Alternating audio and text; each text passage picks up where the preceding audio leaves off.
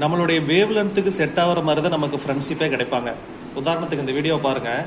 நீங்கள் சஷ்டி விரதம் இருக்கிறவராக இருந்தீங்களா, நீங்கள் முருகன் பக்தராக இருப்பீங்களா, என்னுடைய வீடியோவை ஃபஸ்ட்டு வீடியோ பார்த்ததுமே உங்களுக்கு என்னை பிடிச்சிருக்கும். நீங்கள் என்னை தொடர்ந்து ஃபாலோ பண்ண ஆரம்பிச்சிருப்பீங்க.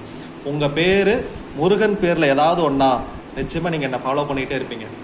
என்னுடைய எல்லா வீடியோலையும் பாருங்கள், இந்த பழனிமலை முருகன் அப்படிங்கிற ஐடியிலேருந்து ஒருத்தர் வந்து கமெண்ட் பண்ணிக்கிட்டே இருப்பார்.